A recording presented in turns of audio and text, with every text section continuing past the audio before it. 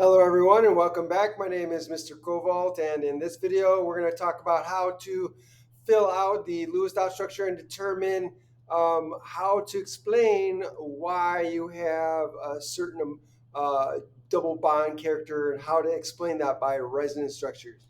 So let's get into this. So in this problem we're asked to draw a Lewis structure for N-dimethylformamide, formamide, not formamide, um, whose skeletal structure is shown below, right here. The CN bond, we're told, in this molecule has some double bond character. So here, let me underline some double bond character. Draw the resonance structure that explains this observation. So we're given this skeletal structure. So we need to fill this in with electrons.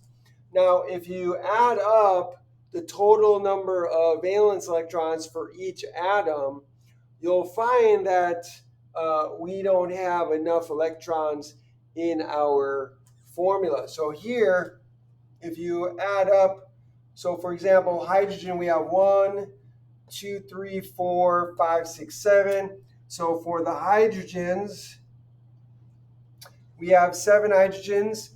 Each one has a valence electron of 1. So that's 7 valence electrons. We have 1, 2, 3 carbons. Each carbon has 4 valence electrons. So that's going to give us 12 from the carbon. We have 1 nitrogen. And the nitrogen has 5 valence electrons because they're in group 5. So remember, the group number tells us the valence electrons. So there's 5. And finally, we have 1 oxygen. And the oxygen is in group 6, so it has 6 valence electrons. And if we add all of this up, so 5 and 6 is 11, plus 7 is 18, plus the 2 gives us 20, plus 10 gives us 30. So our skeletal structure should have 30 electrons. So if we count all the bonds, we have 1, 2, 3, 4, 5 bonds, plus 3 bonds for this, plus 3 bonds for this. That's going to be 6 bonds. So 6 for the hydrogens here, plus 5 for these here. That's going to give us a total of 11 bonds. So there's 2 electrons in each bond, right? So if I do 2 times 11 equals,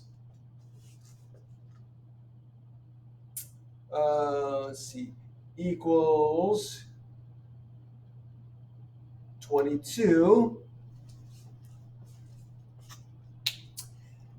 And so you can see here that we're missing 8 electrons, so 20 to the 30. So I'm going to add electrons, lone pairs, to give my atoms with that don't have an octet. I'm going to give them an octet. So all the atoms have an octet except for nitrogen and oxygen.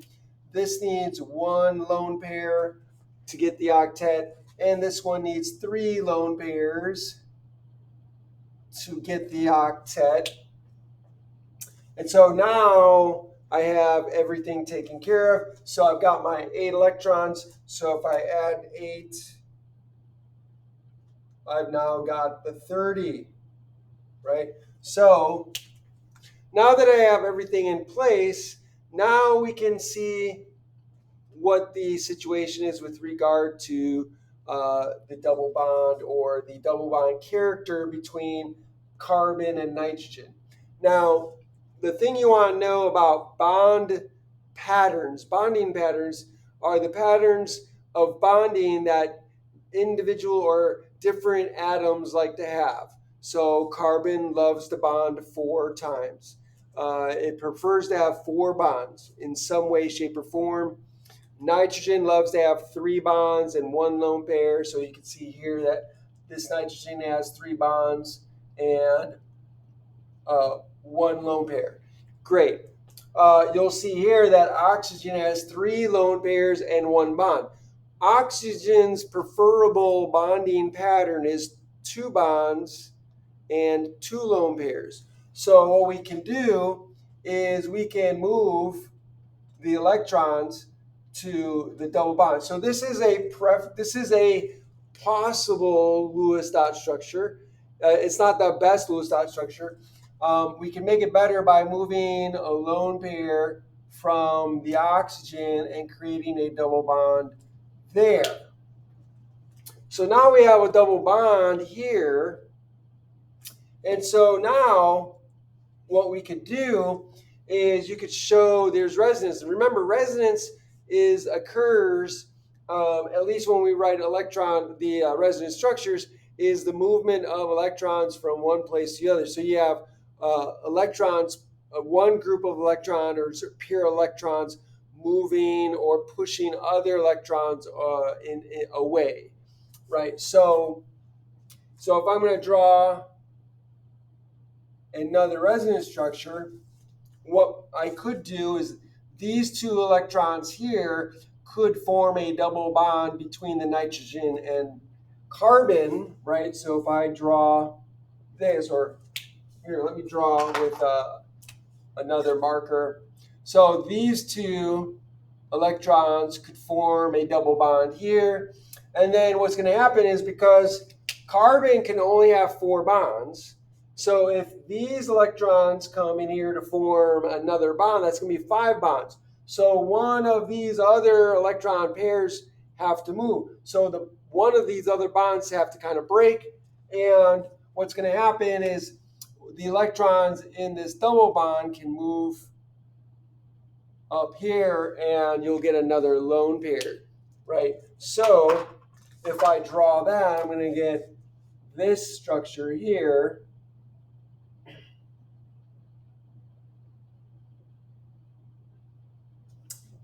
And I have my nitrogen with the 2 methyl groups, CH3, CH3, and then I have a double bond there. So now I have this as a Lewis structure, right? So these are resonance structures. And again, remember, when you're talking about resonance structures, it's not the case that the electrons are actually moving back and forth, and that this double bond is switching from this place to this place and then back again. That's not what is going on, even though the picture here might suggest that.